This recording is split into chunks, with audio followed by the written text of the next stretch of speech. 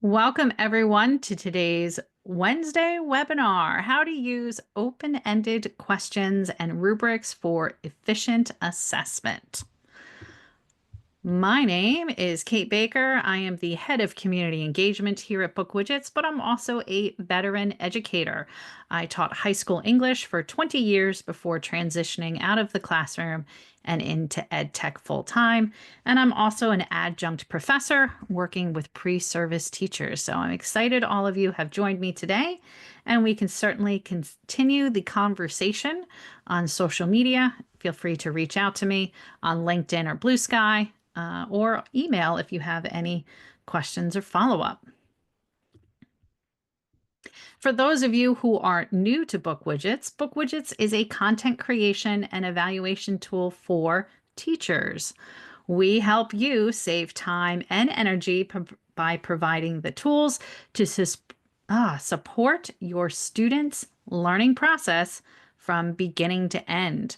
We have 40 different customizable widget templates, 36 different question types, 30 of which are auto-scored, all for building a variety of professional and interactive lessons designed to enhance student engagement, comprehension, and assessment. And when you integrate BookWidgets into a learning management system like Google Classroom, Microsoft Teams, Moodle, Canvas, and plenty more, you can use our Live Widgets feature to keep an eye on your students' progress in real time. And whether you're using BookWidgets via the web or a learning management system, our reporting dashboard provides some insightful statistics and makes it easy to review student work and efficiently provide scores and feedback. So for today's session, we're going to be taking a look at creating and scoring open-ended questions. We're going to do a deep dive into rubrics in BookWidgets. I'm going to be showing you examples of various open-ended question types and rubrics for different subjects. We'll talk also about different learning contexts and the types of questions and rubrics, and then share with you a number of tips and tricks for creating and scoring. All right, so first off, let's start off with the open-ended questions in BookWidgets. These are question types that cannot be automatically graded because the student's answers may differ from one another or from a sample answer. And our open-ended question types require you, the teacher, to do some manual review. We do have some tips and tricks, though, to make it easier on you so that you can save time with scoring them. So our long answer or our formatted text paragraph, so the rich text formatting, the whiteboard, photo question, audio recording, labeling the parts of an image, and our rubric question types are all require some manual scoring from your part.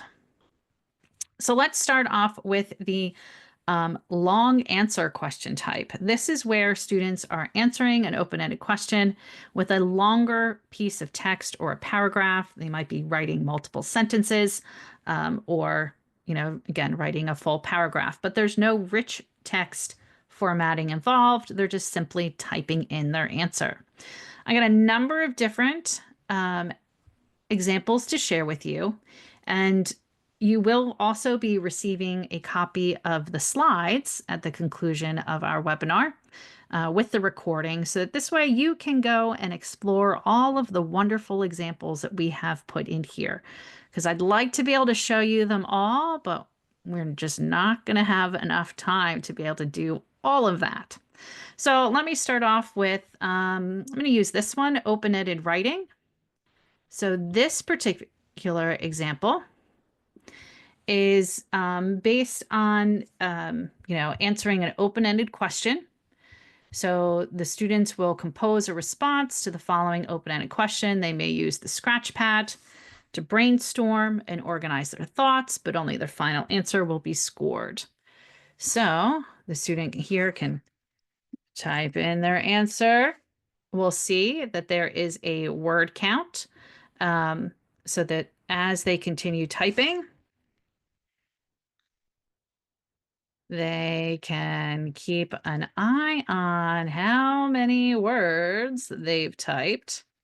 So this way you can also direct your students to say, in 100 words or less, in 50 words, etc. The scratch pad is here.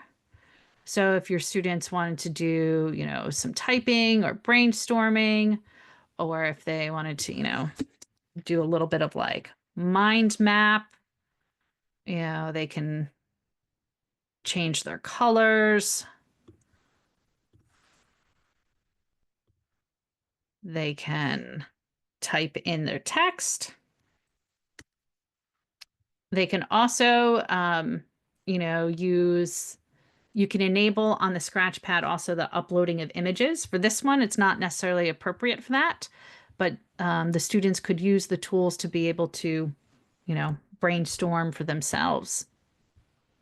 Then as we scroll down, this worksheet widget includes not just the long answer question, but then I've also included a rubric for students to self-assess. And this is actually a rubric that I used in my classroom when I was teaching ninth grade English. So having the students go through and self-assess as they, can go and click through to determine what they like or don't like. And then we follow this up at the end with another long answer question type where we ask the students to reflect on the process of composing and evaluating your response. And that metacognitive aspect here is great for prompting students to really think deeply about their work and not just what is the right answer. So we're tapping into multiple levels of thinking for them to demonstrate their understanding. All right, so that's one example. Another example is for math, basic concepts of geometry. So let me show you this one. And in here, we have where students are going to, I'm going to clear my answers. We have a long answer question with some rich text formatting from the teacher with some level of direction. So students will type in their answer. And then they'll use the scratch pad to demonstrate that they have understood and to follow directions. So they can draw a circle, they can use the lines, they can label it,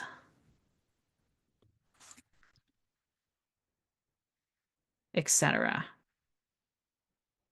And then for this particular one, we're going to keep scrolling down where students are explaining in their own words and drawing an image to a diagram to help demonstrate their understanding.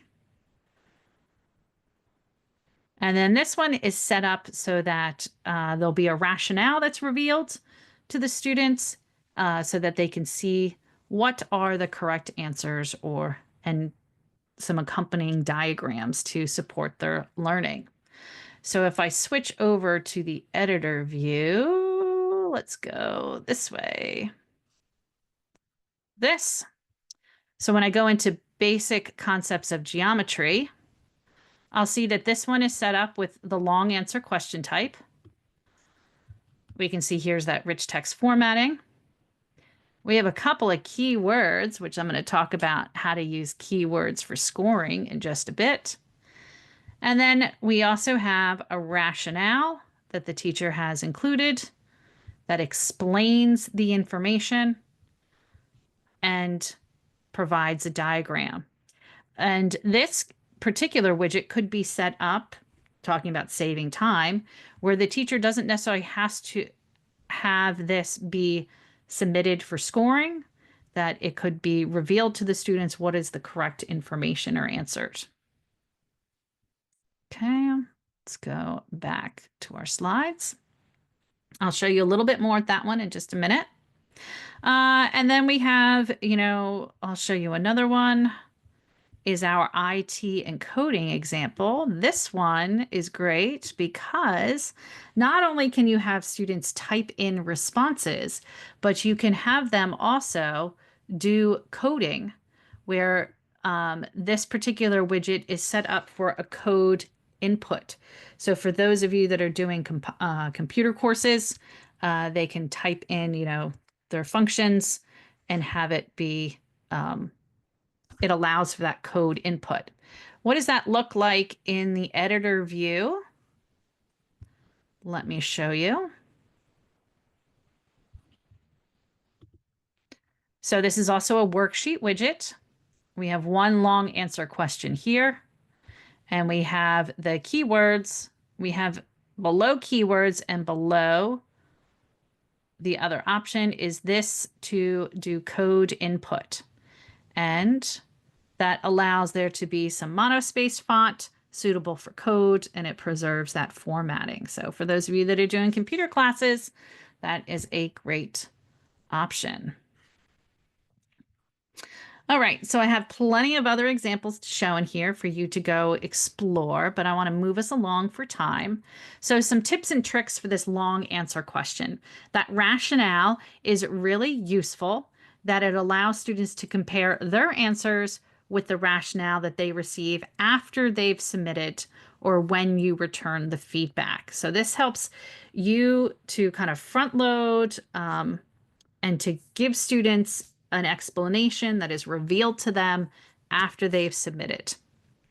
You can also use keywords to automatically grade your open-ended questions. So if you are directing your students to write incomplete sentences and to utilize specific vocabulary, restating the question, or you could have a list of keywords pulling those same words from the question, and then it will reward points to the student for use of that vocabulary, those keywords. But you could also use keywords to indicate grading criteria and turn it into a quick checklist to speed up the evaluation process. So I'm going to show you that in just a second.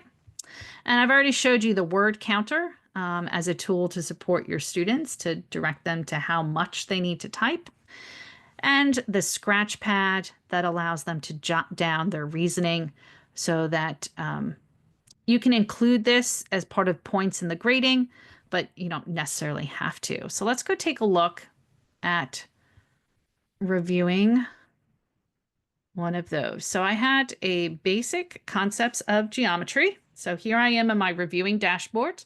Go to the review tab, select your widget activity. You can see what the questions are, and then I have one submission that I need to score. So I'm going to open up this student's submission. And now what I can do is I can go down, and here I have the keywords. So I'm using, for this particular one, I have the keywords are giving me like a checklist for grading.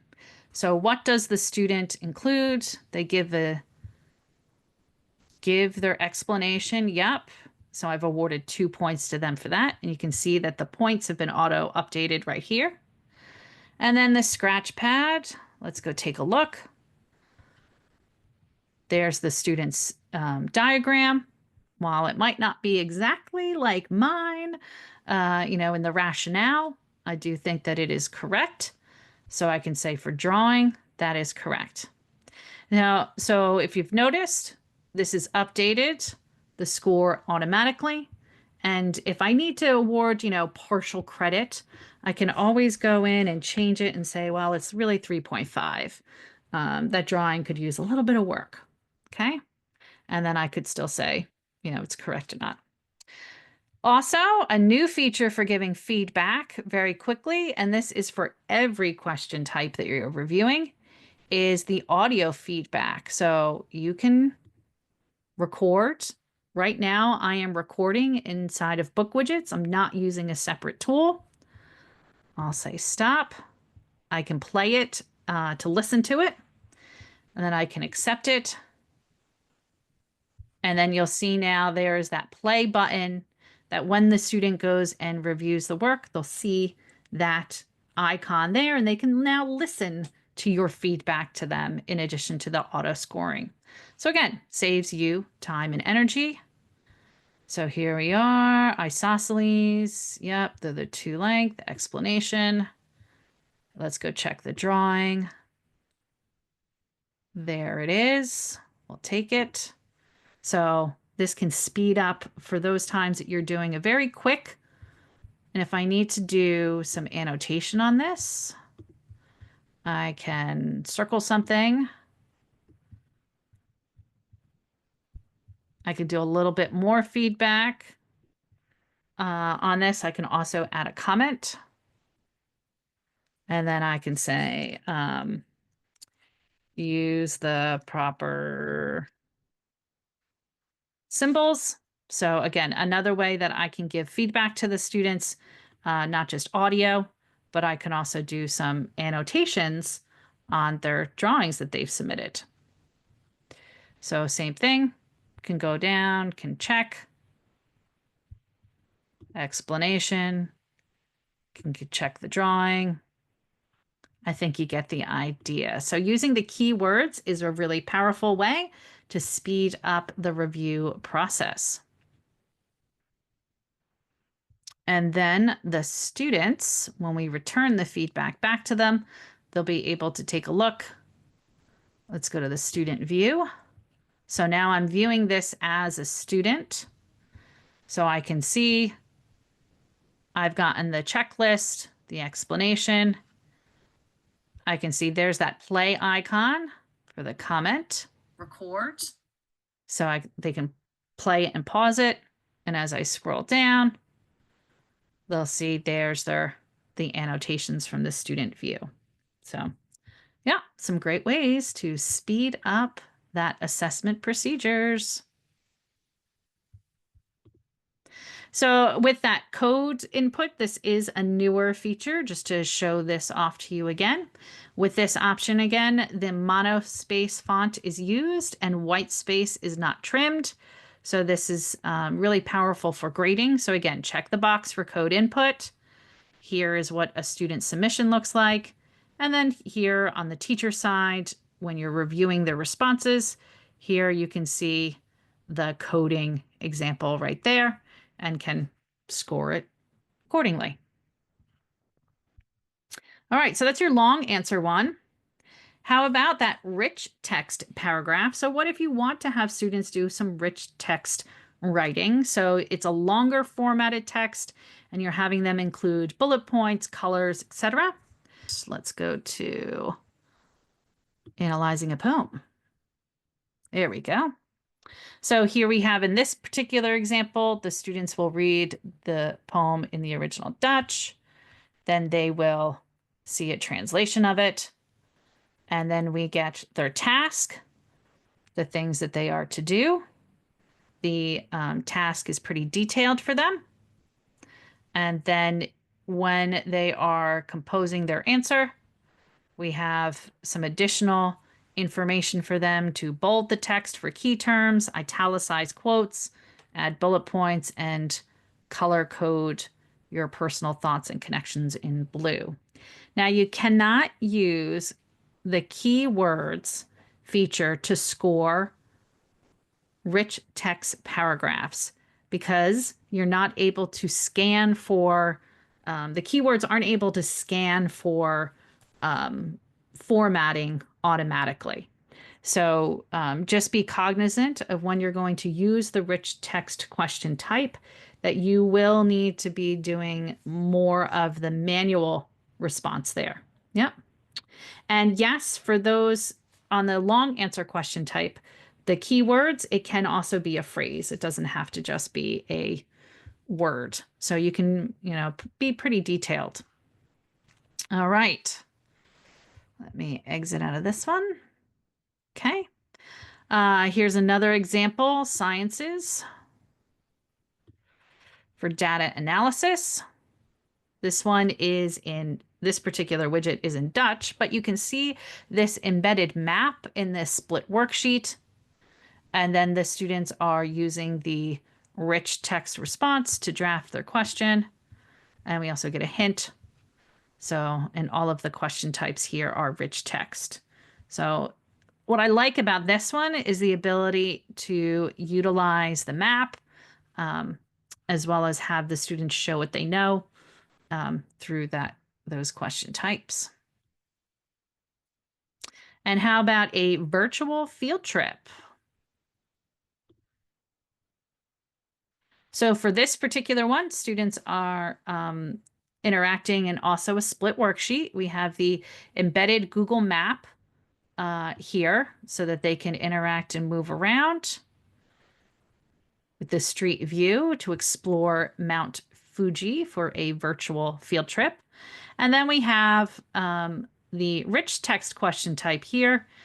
For the first question, asking students to show, what are the surrounding landscape, what are the notable features, and then to make a color-coded list to show that off. So we're kind of seeing the students' categorical thinking here. And then we have the long text question types here for the students just to type in their responses. So for this particular example, the teacher is using kind of a dual approach of having the rich text for just one, but then saving themselves time with reviewing the answers by using the long answer question type and keywords in the background. So just some reminders and tips and tricks for the rich text paragraph. If you're only doing one question, for many writing assignments, you're only often asking for one question, so there really isn't no need to number it. So you can disable this in the general settings. And in the instructions, make sure that you're very clear as to how you would like students to apply the formatting. And then the word counter can also be a tool to help support. Okay, so if we go to the editor view, I'm just going to go into this particular quiz and I'm going to rich text paragraph. This is what it looks like behind the scenes. You can include the show word counter or not. You can also have the rationale, the hint, the audio, the image attached to it, and you can change the scoring and correction options. Okay. But notice there are no keywords in this particular type of question.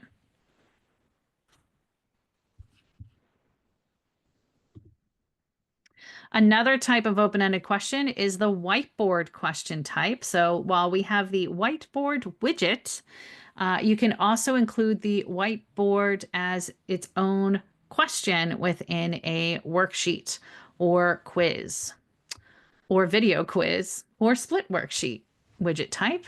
Okay, so we have a few different examples. Let's go take a look at this one. So here we have a whiteboard question type. And this particular whiteboard question has a background image so that students can visually organize their responses. And again, using the tools up here to draw or even to upload an image. Okay.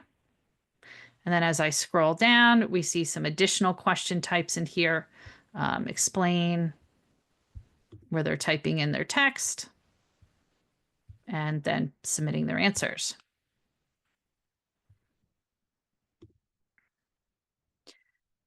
How about some vectors for math and science?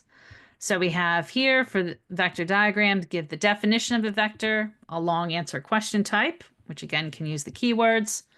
And then our second question is a whiteboard question that also has a background image on it on which students will annotate and do the task.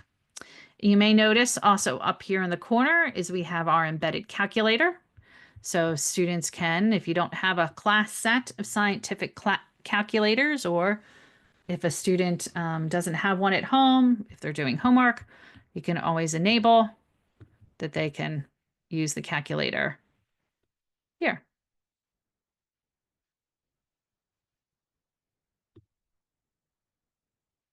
Let's see, I'll show you one more. or we'll do down here for primary education, drawing dictation. So this particular widget is for your elementary students or any student that you want them to kind of follow directions. They can practice using, this is a split whiteboard. So it's not the whiteboard question type in this case, but it is the split whiteboard where we have information on one side, the directions, and then we have the drawing canvas for them on the other side. Love this one to support your emerging readers that they can listen to the directions. Draw a chimney in the middle of the long roof. And then they can pause it. They can read the words for the directions, and then they can use the tools, change the colors, etc. to draw based on the directions. Yeah. All right. Let's go take a look at the editor view there behind the scenes. So if you wanted to add the whiteboard question, let me just go grab that one. Whiteboard, there it is. Okay. So here with the question, you can switch to rich text and type in your directions to your students. You can add that background image. You can choose it from your own device, or you can use the Pixabay integration to find one online and search for it. And then you can also enable the photo tool for students to be able to upload their own images and even add some stickers if you'd like that. So this is the whiteboard question type. Close that. And if we go to the, I'll just show you the split whiteboard widget, you'll see here we are in general, and you'll see very similar options as the whiteboard question for uploading a background image, giving them a set of instructions. And then also you have your text panel over here where you can type in your information to create that whiteboard widget. Okay. So the whiteboard question type and the whiteboard split whiteboard, those don't enable to have a scratch pad because they're just doing those questions. But if we go to general and the scratch pad option, you'll see for your quiz, worksheet, split worksheet, you will see here is the scratch pad option is under general, and it's below your audio options on screen keyboard. Okay, and above the calculator. So this is where you can select if you want a simple or scientific calculator in the general settings of your widget, or if you would like a scratch pad for every question, or if you would like to configure it for each question. So I'm going to select configure for each question. I'm going to go back to my questions. I'll go into long answer here. And then now I can see scratch pad has been added, so I can enable that.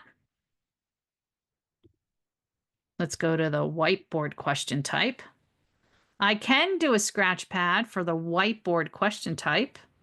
So there's the scratch pad for that. But in the widget itself, let's go back. I'm going to close that. Don't update.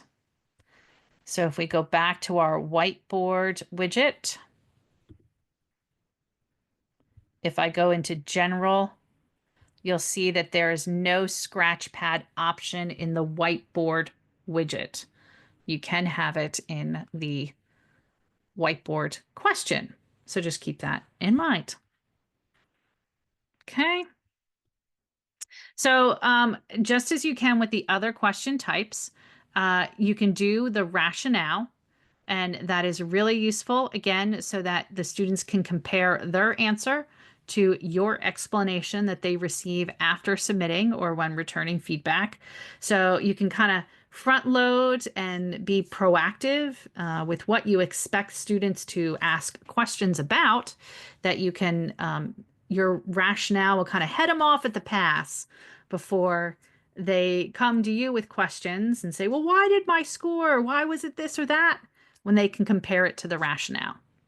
The image on top is an interesting option that if you would like to have a frame that's created, so the image, your background image is no longer in the background, it's now on top, and then that now becomes a frame in which they can insert their own images or drawings or photos. But you just have to make sure that when you upload your image that's going to be on top, that certain parts of your image must be transparent to create that frame. This is kind of fun for if you're doing some different drawing type activities. Create your own holiday sweater. You have the frame of the holiday sweater, and then the students can draw, and it keeps it within the lines. Adjusting the size of the whiteboard area is another option. And it also helps to adjust the sections to fit better. And then you can allow students to use photos. What does it look like to see that adjusted space? Let me show you this one on economics and business.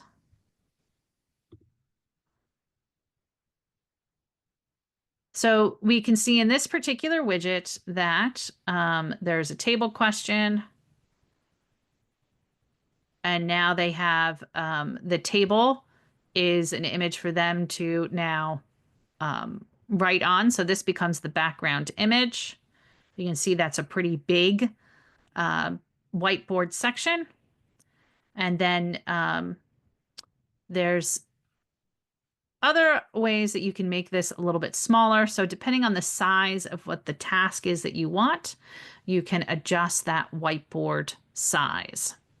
So in the editor view, we're in the whiteboard. Let me go to the whiteboard question. Okay, so here is my whiteboard question type. And here's where under height, I can adjust what size I want that whiteboard to be. So if I want to make it bigger, make it really big. Let's preview. This will be question 3. Go to question 3. You can see, whoa, that whiteboard's really big. And there's that scratch pad right there. Let's say I want to make it smaller though. And just make it 200. So you're only able to change the height. The width is going to go with the size of the screen that you're in. You don't need to worry about that. So let's go to preview. Let me go back to question 3.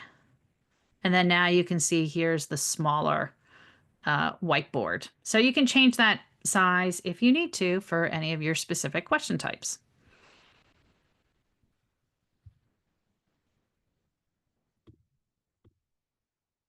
And then again, allowing students to upload their own photos or image, and then they can mark elements on it is pretty useful too for diagramming, let's say, and documenting, let's say, a science lab. They can take a picture of where they're at in the moment of the lab, and then they can also annotate that image that they've uploaded to the whiteboard question. Some additional tips, the stickers are also useful because they ensure that students respond in the same style. So rather than allowing them to just be creative and to mark up their whiteboard as they see fit, the stickers helps to make a little bit more standardized. And you can, guide them with using the stickers. It also supports your students who might struggle with sketching, coloring, or drawing by, again, giving them that support. And it can be also an interactive and playful way to increase student engagement. So you're giving them something tangible, something immediately usable, which could be really beneficial for your younger students too, or your visually oriented learners.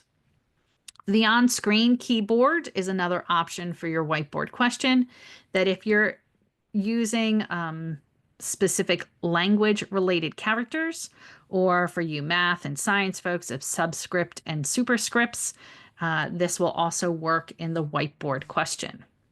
So let's go back to where you might find the on-screen keyboard. Okay, so we're going to go to General, and it is right there under copy paste restrictions. That's a new one too, where you could allow students to copy paste or not. On-screen keyboard. So here's the on-screen keyboard. You can select from the drop down of specific languages with their special characters, or if you need your math symbols, you can also type in some extra characters that they might need. And then when we go to preview this, you'll see now up in the top, we have just go to here. There we go. So you can see up in the top, now we have the on-screen keyboard is here. And now they can use these to type in responses and use that keyboard to mark up their text.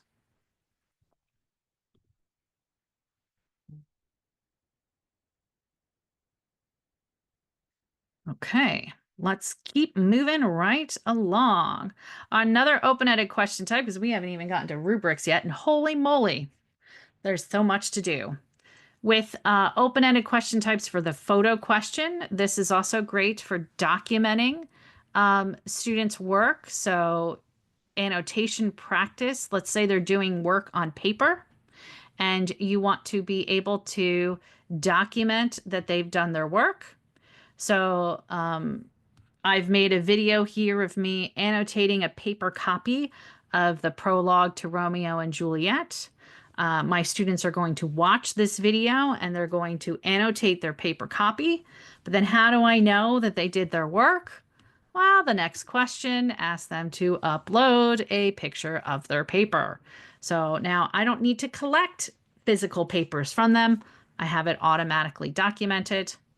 And then I ask them some additional follow-up questions that are auto-scored that will confirm for me their understanding and then help me to determine what do I need to review with them after this activity, after I've reviewed it. So this is useful also for informing my instruction with my students, in addition to documenting their work. So lots of things that you could do here, with screenshots of them following the directions. Let's say this FET simulation with circuits, and then they can take a screenshot and upload it, and then continue with the math learning and the other question types here, and multiple screenshots. So this split worksheet with the embedded FET is great for doing some virtual labs. All right, lots of examples to show. Even for your elementary students, you could have this be kind of a class scavenger hunt around the classroom or at home, where they look for objects and then use their device to snap a picture or to select and upload. So this is something that can be used for elementary on up, any grade. Oop, okay, back to there. All right, so just some tips for the photo question. Again, this is going to be as proof that your students have taken the necessary actions, that they've done the things that you've asked them to do. So it's a useful way to document their learning and demonstration of their understanding. The audio response question type is allowing students to practice their speaking skills using their microphone. So again, got numerous examples here for you to practice with. And the audio response question, while it's not automatically scored, it can help to, if you direct your students accordingly, for them to make, short recordings. You don't want to have something that's like 10 minutes long. There is a limit to how long your audio recording can be. So when we think of various subject areas, music classes may also like this, where you have your students, um, writing a pop song, learning about chord progression, and then even recording the playing of their song. So you could have students practice speaking skills, but then also record music, uh, them playing something or singing. So not just for oral presentations. When it comes to using the audio response question, again, the rationale, you can record your own audio. So if you're doing speaking skills, practicing a language, and in the rationale, you can upload your own audio so that students can hear and then compare that to what they've recorded. It also helps with their feedback too, and helping you to grade more efficiently, because if you've included it in the rationale, you do not need to re-record it for every one of your students. You can just record it once and have it there for them. Again, this is great for speaking practice, for doing speeches or preparing for an oral exam, as well as for your music classes. The instructions, you may need to give your younger students some instructions about the purpose of the buttons. And again, the limit for this is 10 megabytes, so it's approximately 4 to 6 minutes. But again, if you have your students recording 4 to 6 minutes worth of audio, that's you having to listen to 4 to 6 minutes per student. So shorter is definitely better. And then, yes, you can use that scratch pad for them to jot down their thoughts before they make the recording so that you can scaffold the process for them. All right, so some other examples. We have the annotated picture question type. So this is label the parts of an image. So you can have students. Let's show you a few different examples. Let's see, let's do popcorn. So the annotate picture question type, we have an image, and then the students can type on the image. And you can see as I try to click around in other areas, it is only in the area where they can type. There's been specific areas designated when this widget was created. So if I make a copy in my account, I'll show you what it looks like. So the annotate picture question. Here's the question. You can include a text or not. We have the background picture. And then you include the fields for where you want them to type in their responses to annotate. So you can see on this particular question type, here's all my drop zones of where they are able to type. And I can move them around and adjust them as needed. You can also make this, if you want it to be more of a diagram, where they're enabling a marker.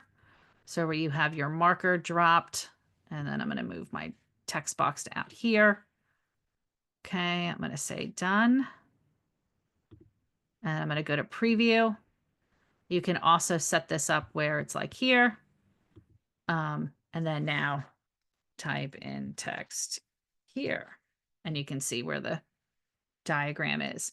You can also enable it so that it's a field that they see where they need to type in, and that it's not just a hidden spot. Okay. So that is the annotate picture type. Lots of fun that you can do with the annotate picture. This one, open new window. This particular one, you can use some different diagrams. So here we have, a diagram to kind of like a family tree. type diagram for students to type in. We have a hierarchy. We have a science diagram. So you can see here's those fields, what that looks like. Labeling the parts of the heart. So again, the fields to show, and then even some, you can customize it if you want the marker with the dotted lines or a straight line. You can even have a background image where it's like a form.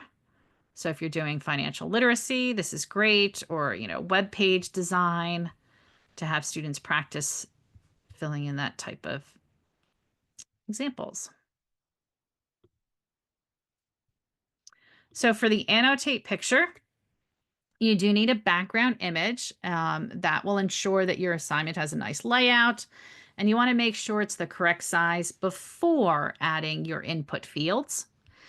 Your input fields, you can indicate larger fields and make them transparent to make it more of an open question and more appealing layout. You can hide the fields if the image already has been filled in. So again, you can customize this as you saw from the different examples I shared. And depending on the screen size, just be aware that your field may shift. So make sure that you're testing this thoroughly before you give it to students, or you directing them that they should complete this on a laptop or Chromebook, not necessarily on a smartphone. And then correction and scoring options. You can disable this question has grading and feedback, but still provide them with the correct answer in the rationale so it can be, auto scored. So you can speed that up for yourself so you do not have to manually review. All right. So when it comes time to scoring your open-ended questions, I've showed you a little bit in the beginning of what it looked like to use keywords, but some other ideas for scoring include working with correction labels and just how do you score? Open-ended questions, it might be easier to grade question by question, so kind of working through the whole stack. But then if you're working through related questions where knowledge is building on one another, then grade it student by student. And your correction actions in the Scratchpad, photo, and whiteboard, I showed you that briefly with being able to annotate and mark up and add comments. But when we go take a look at correction labels, let me go back to review. Let me open up my basic concepts of geometry. Open up Biff's submission here. Okay. Now, if I go and highlight,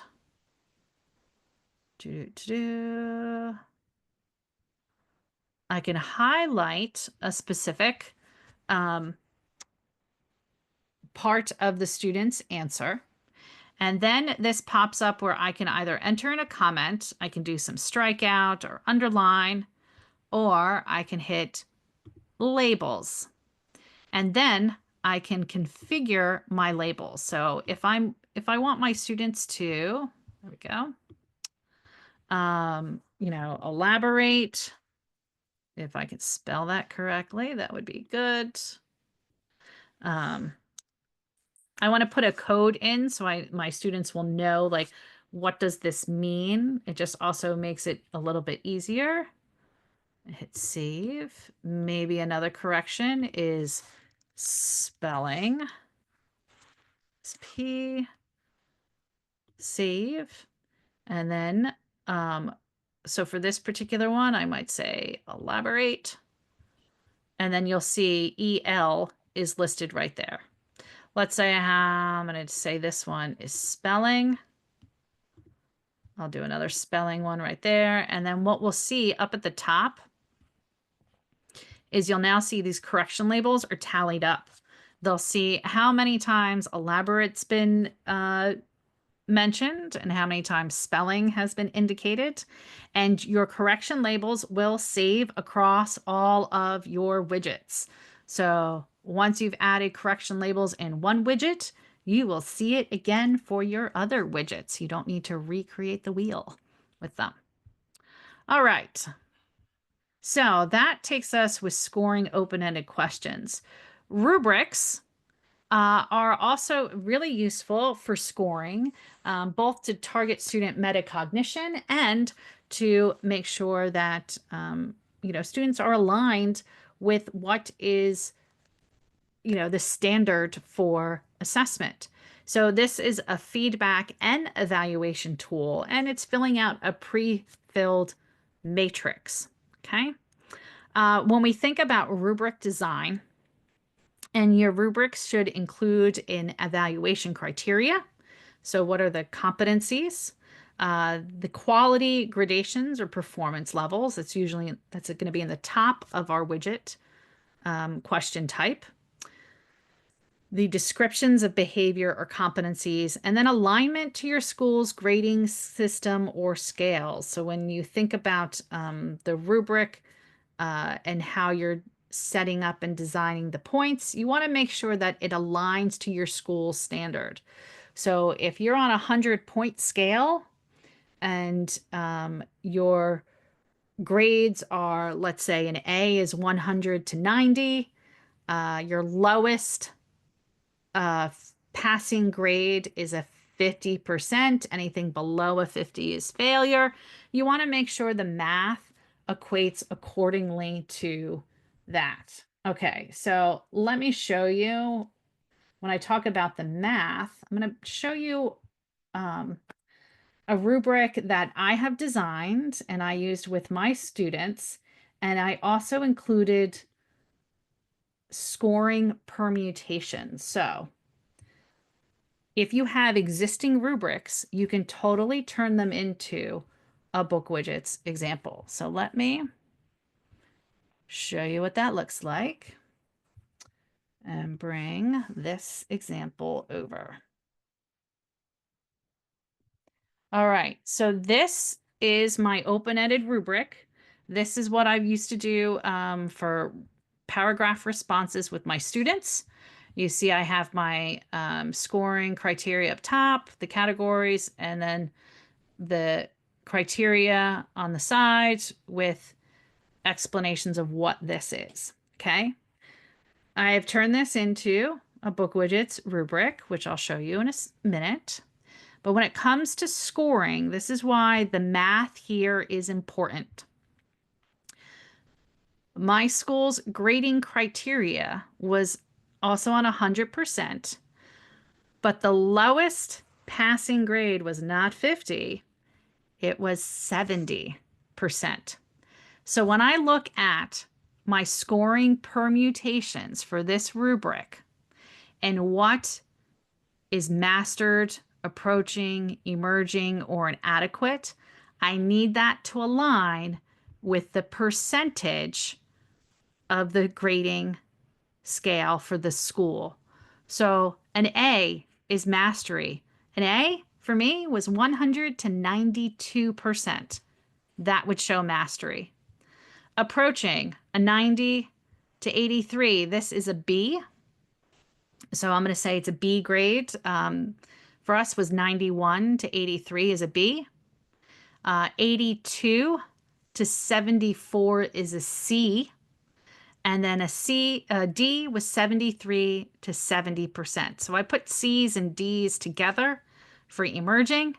And then anything that was a failing grade below 70% is marked as inadequate. So as my students are doing individual tasks, there is a direct correlation to the school's grading procedures and policy. So to that same, it scales from the small individual assignment on up to the greater one. When you are designing your rubrics, it is very important that you have this alignment so that you are fairly and accurately assessing students with their grades. So just wanted to point this out to you for the moment and then show you what will this look like in BookWidgets. So for BookWidgets, it will be the rubric question type. You can create this in a worksheet, a quiz, a split worksheet, or a video quiz. You can use this for both formative and summative assessment. And this is an evaluation tool for both the student and the teacher. So let's show you some examples. Now, if you're writing, like I just showed you, that open-ended question type, you're doing an essay rubric. You can have your thesis, your body paragraphs, your concluding paragraph, answering the question, the spelling. Here we can see is a similar rubric to what I've shown you before for thesis statements.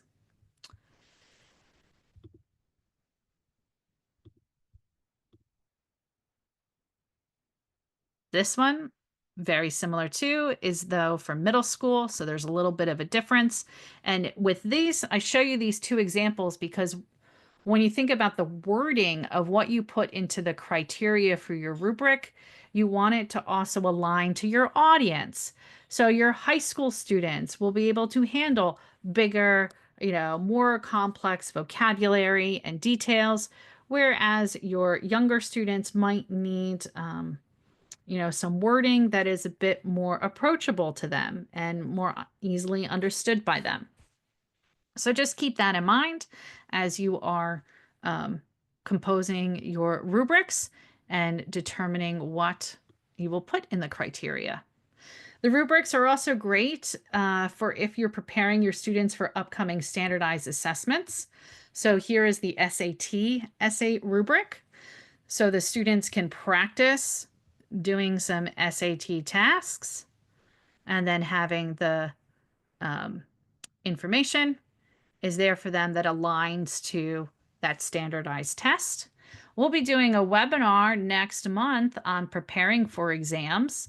So you'll see a little bit of this again. So just give you kind of a little bit of a sneak preview that you can use these to align with your standardized tests and help prepare students accordingly. If you're doing, let's say, a science report, this particular rubric is great for also self-assessment. So the students can, read through it. They'll select their choices within it. And then there you can even add a long question type where long answer question for students to type in their additional thoughts on why they selected what they selected within the rubric.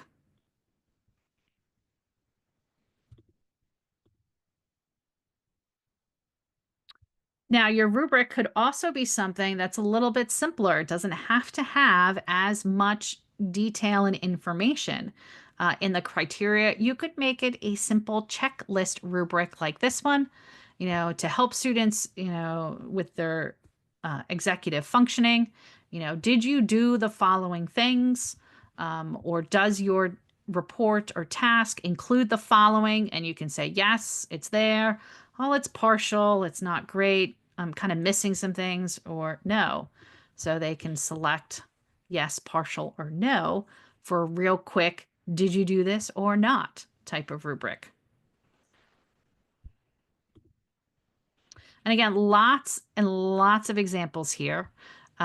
We have rubrics for oral presentations, group work, peer evaluation, specific projects, debate, portfolio, you name it. So lots to explore. And all of these you can find if you navigate to the BookWidgets blog group. We're going to scroll down. So in addition to the slides, so many wonderful things in this BookWidgets blog group. There is the rubrics folder. And then here are all of the rubrics that I've shared with you in the slides. You can access them here.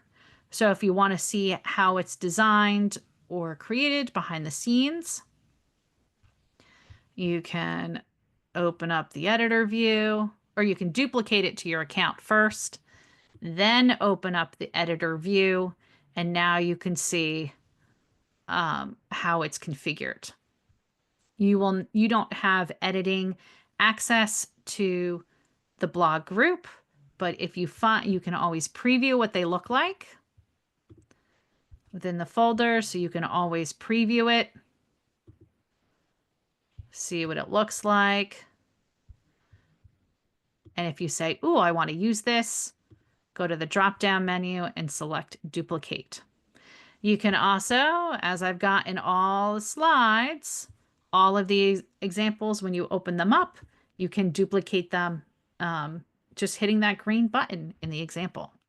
So let's go take a look at some specific types of rubrics. You have, a few different ways that you can do this. So I've shown you a checklist rubric. We've seen a descriptive rubric. You could also do something more holistic. So it doesn't have to necessarily be, again, really detailed. It could be something simple as this, that's really high level, overall, holistically assessing the student work. So overall evaluation, is it outstanding, satisfactory, unsatisfactory, or not scorable? And then you can just check the box. And this can be a really fast way to assess your students.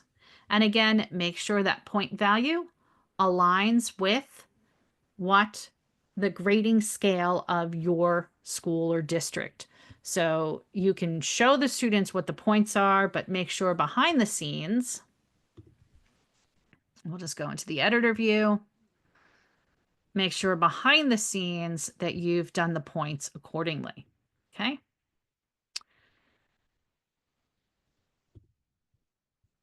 An analytical rubric has multiple criteria. Each component is assessed separately. Very similar to a descriptive rubric where you're getting those detailed descriptions. I've shown you the checklist. And then a participation rubric is really useful for class discussions, group work. So again, you can see that the students can now also talk, look at not just their quality of their work, but also their contributions to getting the work done and their participation.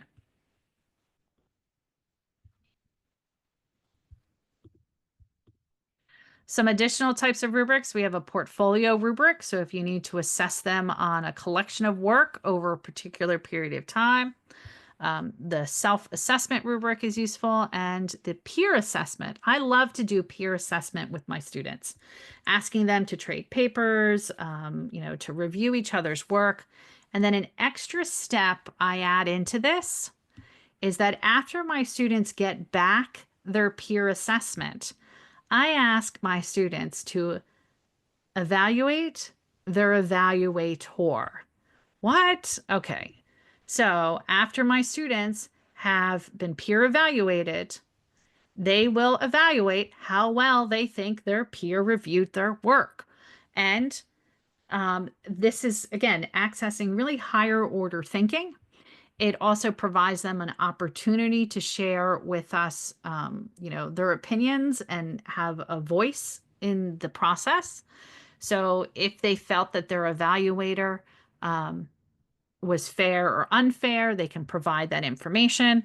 And it just helps as a better way to include all students in the process of this and to improve their communication skills. So peer evaluating and assessing the evaluator can be kind of fun to add into. And then competency and development rubric, focusing on assessing specific skills or standards that students need to master. So here we have this with the Pennsylvania Steels standards, their new science standards that are out. So you can have it where, you have your standard, and then how well is the student aligning to these particular standards is another way that you can use the rubric question type. And then a rating rubric is also another useful one too. And in this particular one, this is also kind of more high level. And this one can be used, repeatedly. It doesn't have to just be a one and done. You can reuse your rubrics multiple times. So in this case, this could be like an exit ticket at the end of class or the end of a unit. How well do you know something? or indicate what you already know about it. It could be also an entrance ticket. And then you have students select accordingly.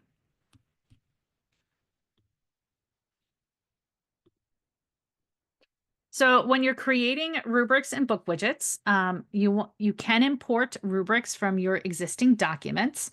So I showed you my rubric that I had for open-ended responses for paragraph writing that my students would do all the time. I can import that if it's a PDF or a Word file. I can also import the rubrics from an Excel. So if I have a spreadsheet, and keep in mind the purpose of the rubric. Is it for formative or summative? Do you need to have a huge breakdown of points? Does it even need to be scored? Or is it more of something that is about self-assessment and reflection and less about what the actual grade is? You can combine the rubric question with other questions. So let me show you an example. So here in this particular split worksheet, we've got a lot going on. We got a randomness widget embedded on one side. We have the instructions here as a text question on the other side. And then as we scroll down, we have short answer. We have the long and short answers. We have a rich text question type. Some more rich text questions, and then here we have our rubric.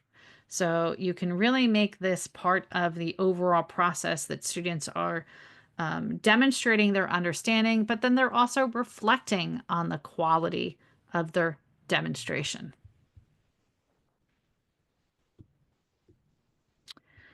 You can also make cells weigh more than others.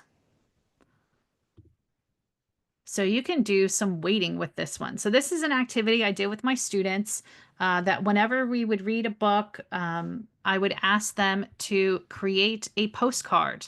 So this is a great way to, we're combining open-ended questions for students to show what they know in a creative way, and that they can't they can really think about this in something that doesn't need to be super extensive. So my student's task is on an index card, they're going to create a postcard for a novel that we read. It's going to include a scene from the novel on one side, and then on the other side is a message from the character. And they want to write this as if they're the character in the novel sending the card. And then this is going to be a peer evaluated experience. So give my students some guidance on peer editing. They're using the photo question to upload the pictures of the cards. They're going through the peer edit process, documenting their first impressions, looking at specific elements of the content and the composition. And then they do the rubric and assess and pick some different things here. Now, the students do not see the scoring right here. They do not know that some of these are weighted more than others. Let's make a copy of my account so you can see what it looks like. Here is the editor view of this rubric. We have the different question types. And then the last question is our rubric question. And I have comprehension is worth 10 points. Voice of character is worth 10 points. Relevance of picture is 10. But then I have effort and quality is worth 8. Organization is 6. And creativity is 6 points total. So each of these different categories is a different weight.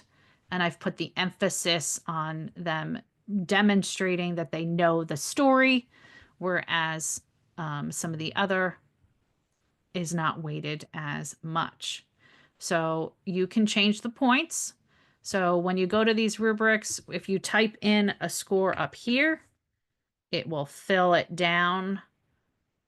It can fill it down automatically for all your columns. But if you want to do individual, kind of more weighted, you can type in the boxes what you want the points to be. And then you'll see the total score for that particular rubric is 50 points. And I did make sure that it's aligned to my grading policies so that I can see what are the permutations of the score and that, yes, good work will align correctly in the middle with the scoring. Whoop. All right, so those scoring permutations is always something I'm keeping in the back of my mind when I'm doing my grading and designing my rubrics. Okay. Couple of more tips and tricks and we'll be done shortly. When you are doing rubrics is you can add multiple rubrics with subdivisions or themes. So you don't have to just do one rubric question type. You can do multiple rubrics. That's what this will look like. We have content as one rubric question type. We have nonverbal skills as another rubric. We have vocal skills. So I have grouped things accordingly by category and used multiple rubric questions within this one worksheet widget. So also think about design options in your rubric. So I've shown you a number of different examples, and you can see in this particular one, not only is the color changed, but we have the font is different, where even the lines are using dots instead of straight lines. So, you can really customize this. And to access the design features, you're going to go into preview. So here's that rubric, just showed you. I've even got emojis up in the top for the criteria. We're going to go to preview. And then in preview, you're going to click on design. And then here is where you can customize the color. You can change it from a light to a dark background. You can update the font. And in your different sections, so rubric levels, I can say I want that type of font. I'll just change it so you can see what it looks like. Pick a different type of font, and there you go. You can see it's updated and changed. I want to change the lines. Okay, so you'll see border is right there. So right now it's at solid. I could make it dashed. I could hide it. So I'm going to hide the lines. Now you see the lines are gone up top in the rubric levels. Make it groovy. Bridge. I'm not seeing too much change there. Yeah, with those, but you can also see the dotted. And you can see how it's changed. Same thing for rubric criteria. You can change the cells here. Now, if you are in a free account, a free trial, you might not have all of these design configurations enabled. This is or a single teacher license, you might not see all of these design configurations. Design is enabled for your group accounts and your school accounts. So for those of you that are in a single teacher account, you might just see this top options for design. And then again, you can change your color and you'll see it update, and you can change the font. You won't be able to change the font of everything, but you can overall change the font. And you can see now the whole thing has changed. Yep. Or if you say you want a dark background, there you go. So you have a number of different options with the design capabilities. Use a worksheet when you're using your rubric question type so that your students can review your assignment, the tasks that they've just done, and then be able to, see the rubric right there, and they can just scroll up and down. You can also add extra rows with cells under the same criteria. So let me show you that one. So in this particular rubric, it's a graduate thesis report. We have some indicators, some standards, and then here we have this overall criteria, but then we have it delineated and broken out as to what is sufficient, satisfactory, or good. And then, you can see how it's organized in this manner. So you don't always have to have something written in this first column. You can have it be empty. So when we go into the editor view of this rubric, you can see here I have this overall criteria here, and then the components of the criteria are listed below. And I don't need to fill in those. Don't exit out the box though, because the box, if you exit this box, just leave it blank. But watch what happens. If I X the box, that means, I've deleted that whole row. But it's okay. I can just go back to that example widget and make a copy again in my account to get it back. And then a really useful thing too is to leverage ChatGPT or your other AI to create your rubric. So if you, ask ChatGPT to create a rubric for you on speaking skills, you can do that, which is wonderful to save yourself time. All right, so when it comes to ChatGPT, I have included some prompts for you to save you time that you can just grab the text from the slides. Help me develop an analytical rubric, include some information about your assignment, and then include, how you want the rubric to be constructed. And then it'll generate it for you. Really useful and fast. It'll help to make sure that your language is consistent all the way across. And then you can also use it to create multiple versions of the same rubric. So if, let's say, your state rubric is really complex, because it's written for educators to review, and if you want this to be translated for students so they can better understand it, you could use ChatGPT for that as well. Ask them to recreate this rubric in language that is more accessible to young learners. So lots of prompts there. But then you could take this even a step further.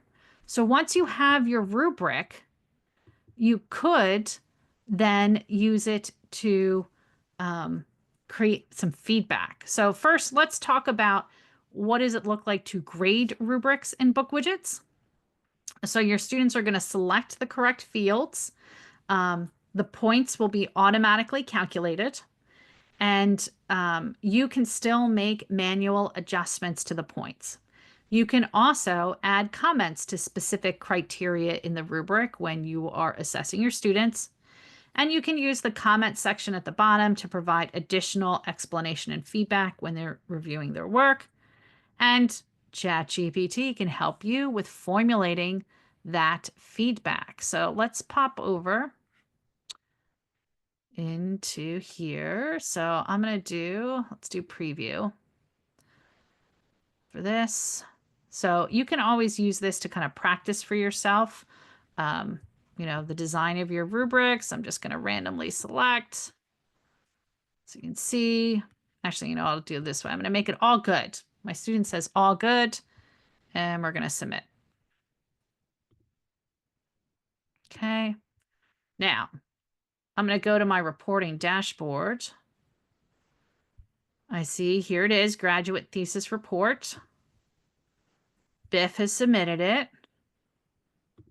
So we're going to go in, and I'm going to see when I go to review it, the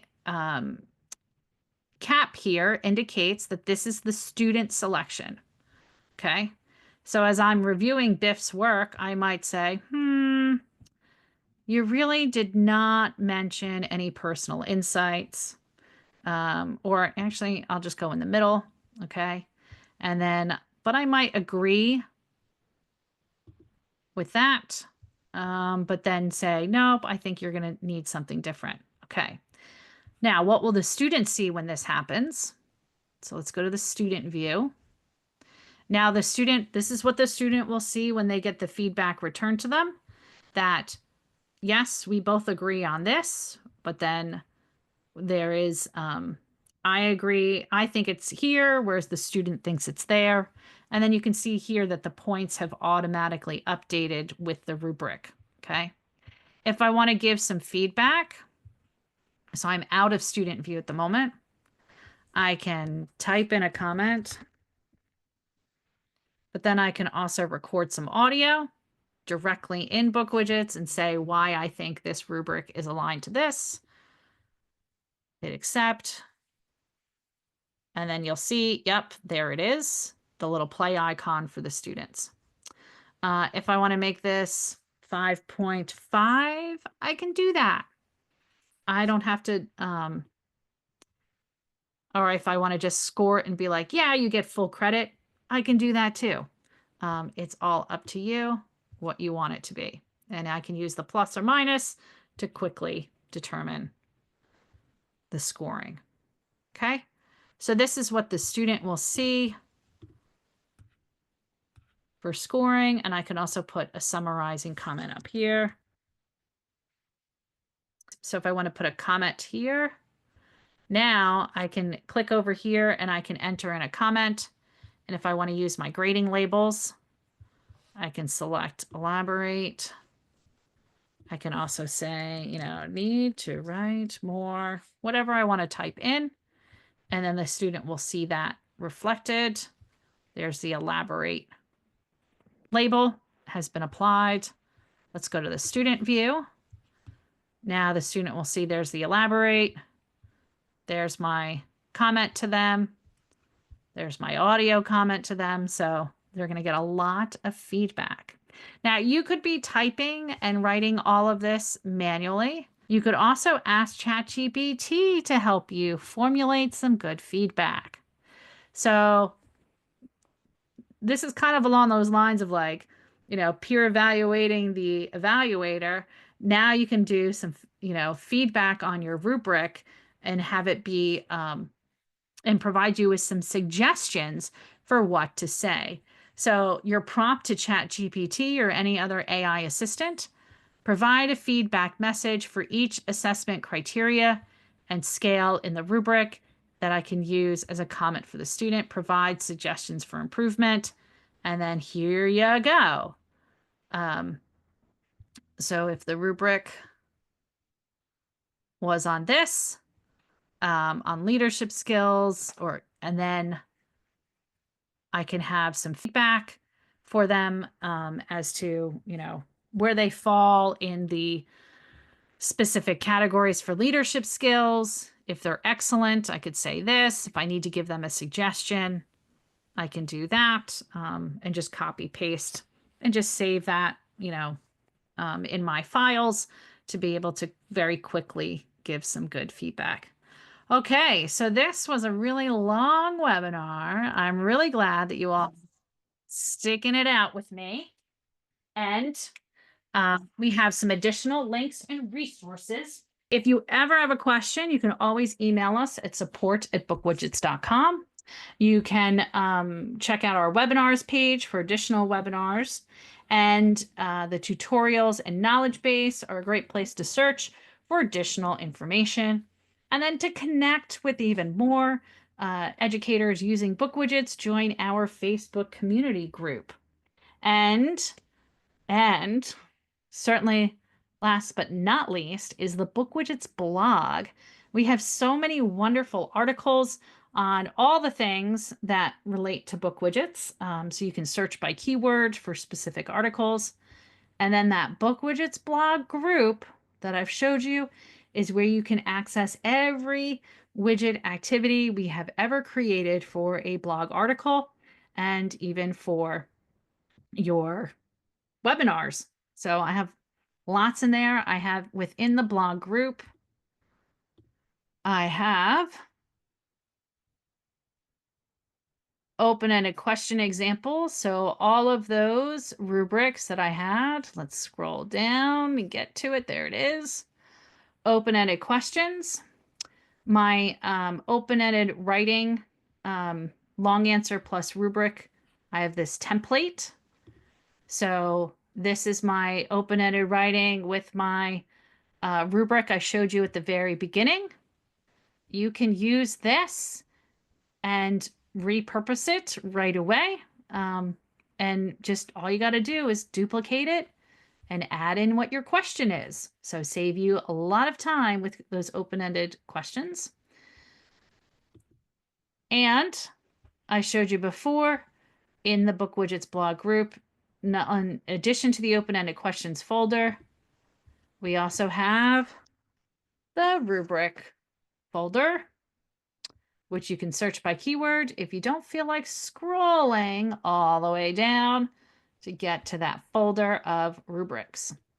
So again, lots and lots of wonderful resources have already been created for you to get you started. So thank you, everyone. We are so glad that you have joined us for today's webinar.